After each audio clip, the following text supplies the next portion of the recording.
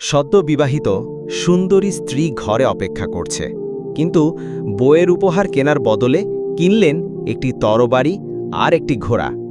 কারণ তিনি জানতে পেরেছিলেন রাসূল সাল্লাল্লাহু আলাইহি ওয়াসাল্লাম সাহাবীদের সঙ্গে নিয়ে জিহাদের ময়দানে রওনা দিয়েছেন। তিনি জানেন তার নতুন স্ত্রী বাসর ঘরে তার জন্যই অপেক্ষা করছে, কিন্তু এসব না ভেবে তিনি যা করলেন জানলে চোখের পানি ধরে রাখতে পারবেন না, আপনার গা শিউরে উঠবে। সাদ আল আসওয়াদ আস-সুলাইমি রাদিয়াল্লাহু আনহু, তিনি ছিলেন গরিব, তার গায়ের রং কালো। কেউ তার কাছে নিজের মেয়েও বিয়ে দিতে চাইত না। সাদ রাদিয়াল্লাহু আনহু একদিন আল্লাহর রাসূল সাল্লাল্লাহু আলাইহি ওয়াসাল্লামের কাছে দুঃখ করে বললেন, ইয়া রাসূল আল্লাহ, আমিও কি জান্নাতে যাব? আমি তো নিচু মাপের ইমানদার হিসেবে বিবেচিত হই, কেউ আমাকে নিজের মেয়ে দিতে রাজি হয় না।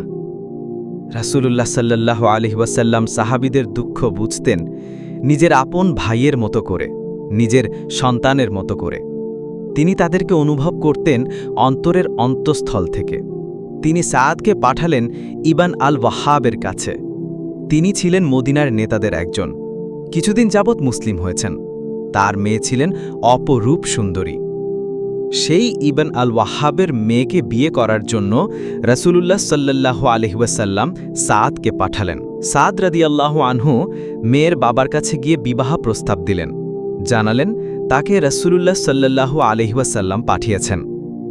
কিন্তু এসব শুনেও মেয়ের বাবা রাজি হলেন না, কারণ সাদ রাদিয়াল্লাহু আনহু এতটা কালো ছিলেন যে স্বাভাবিকভাবেই কোনো মেয়ের বাবা তার কাছে মেয়ে দিতে চাইত না। এ কথা শুনে ইবান আল ওয়াহাব বিরক্ত হয়ে বললেন, আকাশ কুসুম কল্পনা ছেড়ে বাড়ি যাও। কিন্তু তার মেয়ে ততক্ষণে সব শুনে ফেলেছিল। সে বলে উঠল, বাবা, আল্লাহর রাসূল সাল্লাল্লাহু আলাইহি ওয়াসাল্লাম অনুরোধ করেছেন তাকে বিয়ে করার জন্য, তুমি কিভাবে তাকে ফিরিয়ে দেবে? রাসূলের অনুরোধ থেকে আমরা মুখ ফিরিয়ে নিলে আমাদের অবস্থান কি হবে?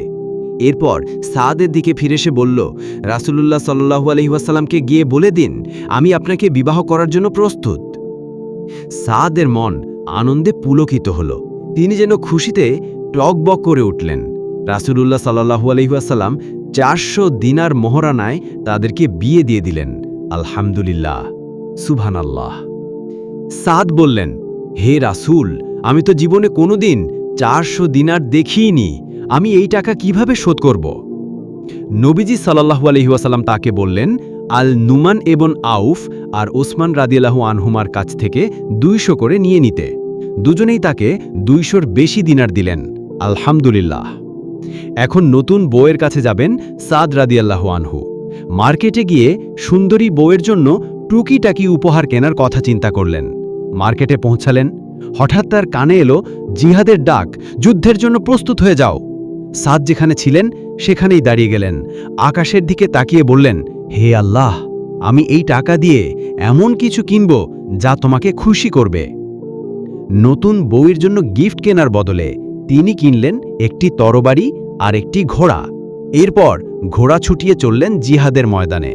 নিজের মুখ কাপড় দিয়ে ঢেকে নিলেন যেন রাসূলুল্লাহ সাল্লাল্লাহু আলাইহি ওয়াসাল্লাম তাকে চিনে না ফেলেন, কারণ রাসূলুল্লাহ সাল্লাল্লাহু আলাইহি ওয়াসাল্লাম দেখলে তো তাকে বাড়ি পাঠিয়ে দেবেন, তিনি যে শুদ্ধ বিবাহিত।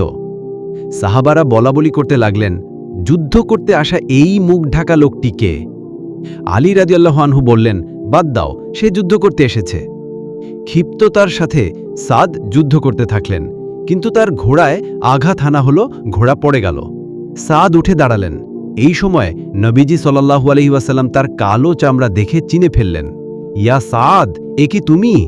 রাসূলুল্লাহ সাল্লাল্লাহু আলাইহি ওয়াসাল্লামের প্রশ্নের জবাবে তিনি বললেন, আমার মা বাবা আপনার উপর উৎসর্গিত হোক ইয়া আল্লাহর রাসূল।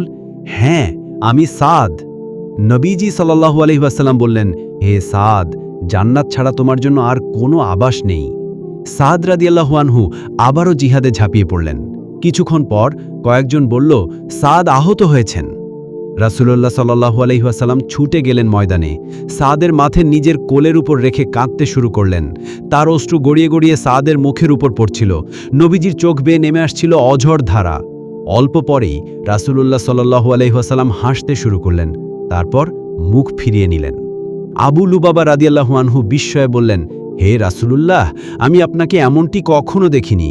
আল্লাহর রাসূল সাল্লাল্লাহু আলাইহি ওয়াসাল্লাম বললেন, আমি কাঁদছিলাম কারণ আমার প্রিয় সঙ্গী আজ চলে গেল।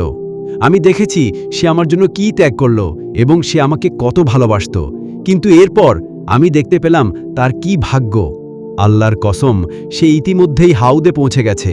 আবু লুবাবা রাদিয়াল্লাহু আনহু জিজ্ঞেস করলেন, হাউদ কি? রাসূলুল্লাহ সাল্লাল্লাহু আলাইহি ওয়াসাল্লাম বললেন, এটি হচ্ছে সেই ঝর্ণা যা থেকে কেউ একবার পান করলে জীবনে আর কোনো দিন পিপাসার্ত হবে না। এর স্বাদ মধুর চেয়েও মিষ্টি, এর রং দুধের চেয়েও সাদা। আর যখন আমি তার এই মর্যাদা দেখলাম, আল্লাহর কসম, আমি হাসতে শুরু করলাম।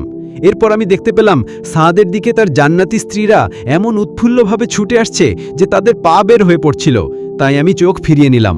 অতপর নবীজি সাল্লাল্লাহু আলাইহি ওয়াসাল্লাম সাহাবাদের বললেন সাদের ঘোড়া আর তরবারি নিয়ে আসতে, সেগুলো তার স্ত্রীর কাছে পৌঁছে দিতে এবং তাকে জানাতে আল্লাহ তাআলা সাদকে জান্নাতে স্ত্রী দান করেছেন, তারা তোমার চেয়েও অনেক সুন্দর।